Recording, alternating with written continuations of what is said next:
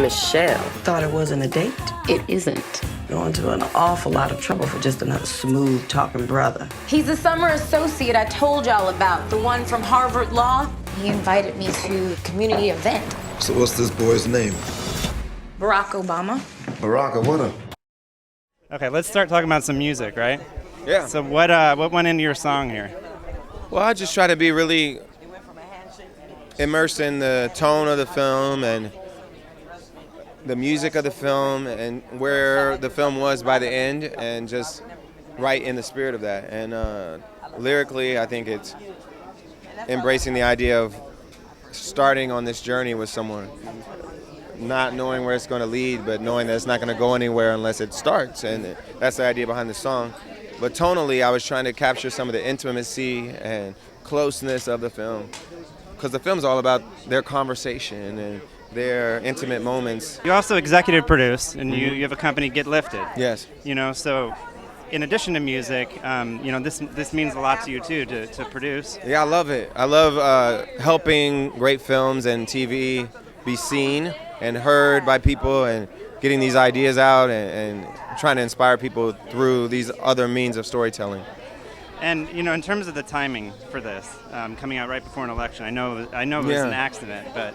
Well, you know, the process takes on its own life, and a lot of it has more to do with the business of it and the process of getting it funded and process of getting it made than it does with any political calendar. But it just so happens that I think people are appreciating the Obamas even more now as we see some of the vitriol that's going on in this campaign. This is about their love story, right? And you know, how did you create that chemistry with your co-star here? Man, Teague and I, from the moment we met, it was just like, we were cool. And we have a very similar relationship to what you see on screen, where they bat off one another, you know, bounce off each other, and they, not bicker, but like he'll say something cute, she's like, that's not cute. He'll say something charming, she's like, that's not that charming. That's what we've got going on naturally. So it was, yeah, man, it worked immediately.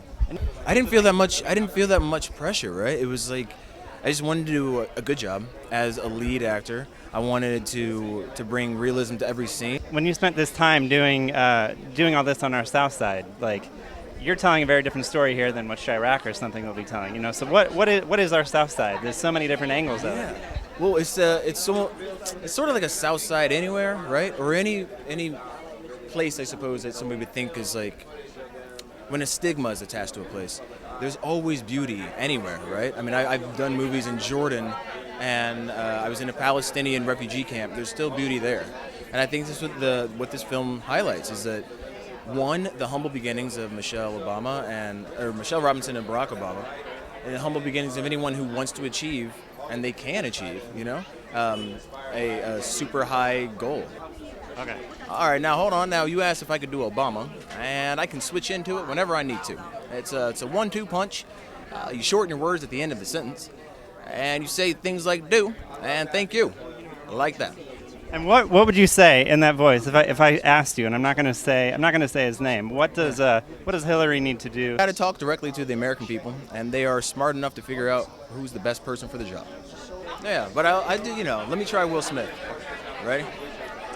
Right. So me and Jada, you know, we talk about this often, that we are actors and we're bigger, you know, than we are smaller. So yeah. See?